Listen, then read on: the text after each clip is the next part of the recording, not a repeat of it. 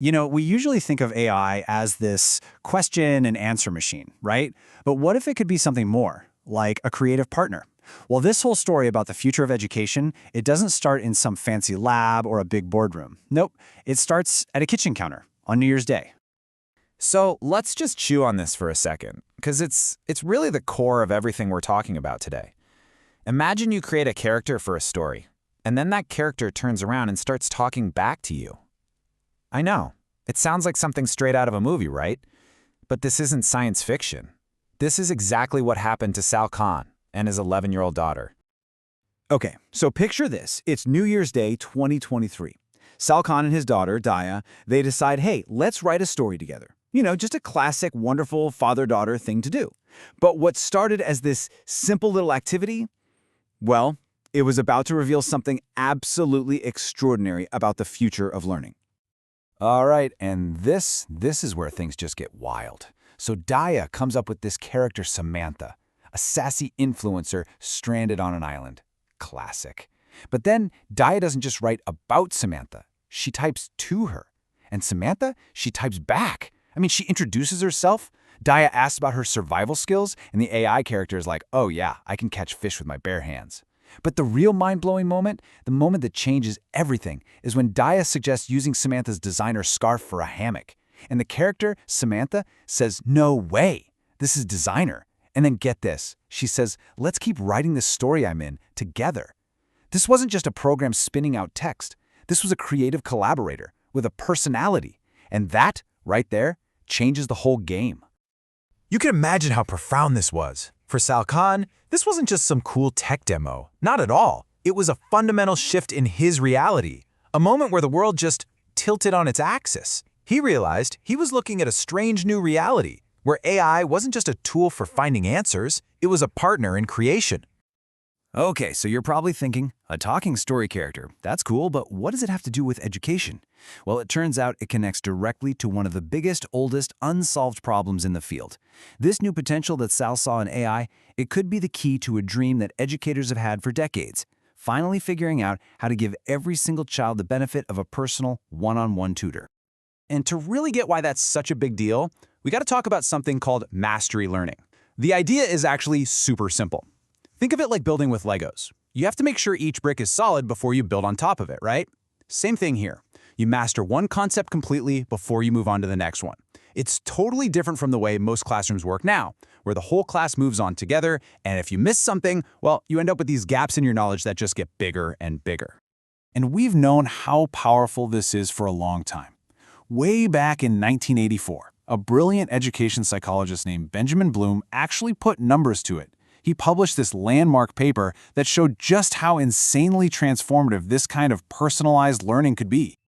Okay, now look at these numbers, because they are staggering. Bloom found that your average student, right in the middle at the 50th percentile, if you just teach them using mastery learning, they can jump all the way up to the 84th percentile. That's huge. But here's the kicker. Give that same student a personal tutor who uses that mastery approach, and they skyrocket to the 96th percentile. They go from average to the absolute top of the class. This massive leap, this is what he called the 2 sigma problem.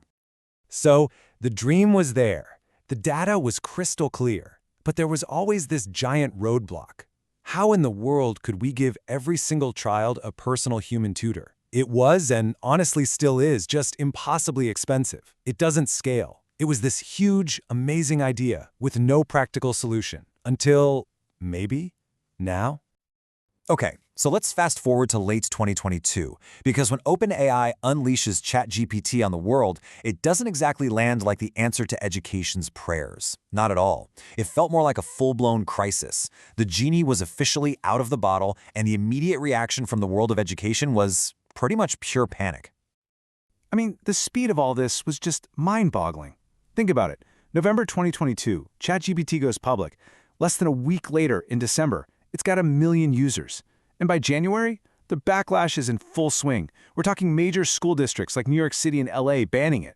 By February, those bans are going global. France, India, Australia. The entire education world was, understandably, running scared. And let's be clear, these fears weren't crazy. They were completely rational. Teachers were looking at this and thinking, are we about to see an epidemic of cheating? Will my students just stop learning how to think critically or write for themselves? And what about biased info or the AI just making stuff up? Are we going to lose that human connection in the classroom? Will this make the teacher obsolete? These are all incredibly serious, totally legitimate questions. So that's the big question, right?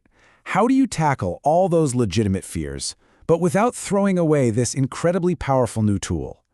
Well, the answer was to not use the tool as is. It was to reimagine it, to rebuild it from the ground up specifically for education, with, guardrails. The goal was to build not a cheating machine, but a real AI tutor. In this slide, this really gets to the heart of it. The big fear was that AI would just be an answer machine. You ask a question, it spits out an answer. It encourages just passive learning. It's basically the ultimate tool for cheating. But the vision, the goal, was to build a Socratic tutor, something that doesn't give you answers but asks you leading questions. It forces you to think actively. It becomes a tool for actual learning, not just copying. So let's see what that actually looks like. Say a student's totally stuck on a math problem with polynomials. Instead of just giving them the answer, the AI tutor, in this case Conmigo, says, "No problem, let's break it down," and then it asks a question to get the student thinking. Can you identify the term with the highest power of x? See the difference? It's not doing the work for them, it's guiding them, helping them learn how to do the work themselves. Or here's another amazing example. Take literature. Instead of just reading a boring summary of The Great Gatsby, a student, Sanvi, can literally have a conversation with Jay Gatsby himself. She can ask him, "Mr. Gatsby, why are you always staring at that green light?" And the AI, as Gatsby, can explain it from his own perspective. I mean, how cool is that? It completely transforms a reading assignment from a passive task into this incredible interactive conversation. It sparks real curiosity. And this is so important because it tackles that cheating concern head on. The AI can act as a writing coach, right? But it does it with total transparency. It can send a report to the teacher that says, "Hey, Sal did most of the writing. I just helped him tidy up the grammar and strengthen his argument." So it's not just preventing cheating, it's actually giving the teacher this incredible behind-the-scenes look at how the student is thinking and where they're struggling. That's a game changer. So, where do we go from here? We've got this technology that is just unbelievably powerful. It's got massive potential for good, but it also has some very real risks. So how do we move forward? Well, it takes a certain kind of mindset, a specific philosophy that Sal Khan is really calling for. And that philosophy is what he calls educated bravery. And no, this isn't about just being blindly optimistic and hoping for the best. It's actually the total opposite. It's about having the courage to look at all those rational fears we talked about, to acknowledge them, and then to do the hard work of really informing ourselves, of understanding both the challenges and the mind-blowing potential this technology really has. Because at the end of the day, a tool this powerful isn't good or bad on its own. It's just a tool, right? A hammer can be used to build a beautiful house, or it can be used to tear one down. Everything depends on how we choose to use it, the intention and the wisdom we bring to the table. And that really brings us to the final, crucial point. For decades, the idea of a personal tutor for every single child was just a fantasy. It was this beautiful dream, but an unsolvable problem. But now, the technology to make that dream a reality is actually here. It's in our hands. So the only real question left for us to answer is, are we brave enough to use it?